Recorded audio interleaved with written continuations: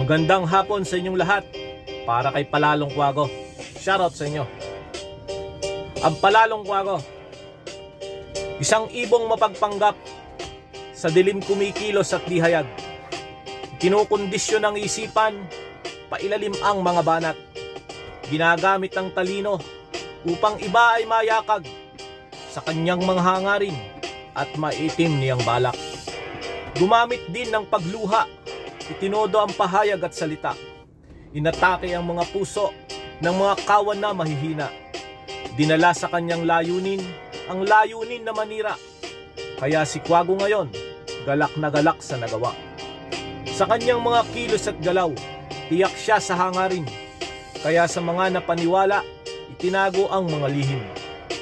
Isang ibong mapagpaimbabaw, umiiyak pag nasaling.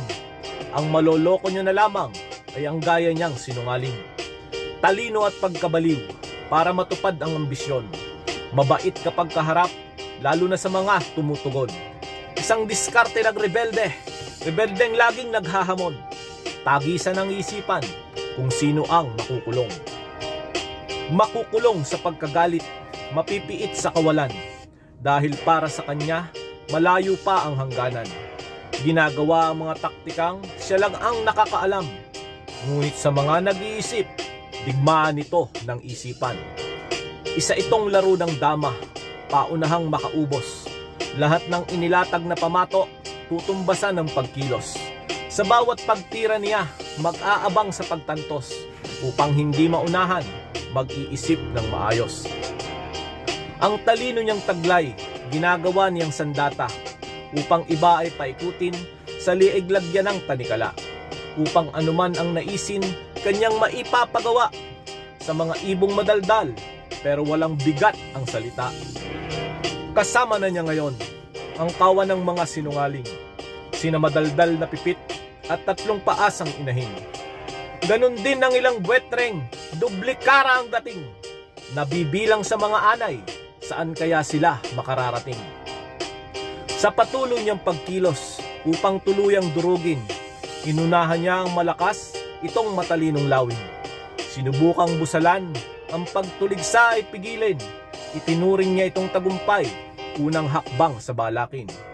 Marami ang tinamaan, mga ibong hindi niya mapasunod.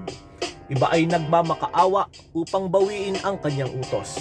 Subalit lalo lamang lumaki, ang yabang niya ay nalubos. Mas lalo siyang nagmaktigas, akala niya siya ang Diyos. Dahil sa mga pangyayari, ang ibang ibon ay naghanda.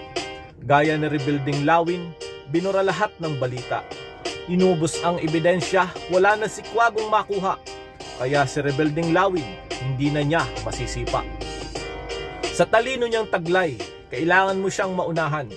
Sa laro nga ng dama, magplano at paghandaan. Upang maging silbing tinik sa kanyang lalamunan. Upang hindi siya maging kampante, kilos niya ay mabantayan. Tunggalian ng isipan, tugma at bara itong bala. Magsisilbi itong patalin kahit papano ay sugatan siya. Dahil ito ay digmaan, pagalingan sa pagtansya. Kung sino ang mapupusoy, sa huli ay makikita.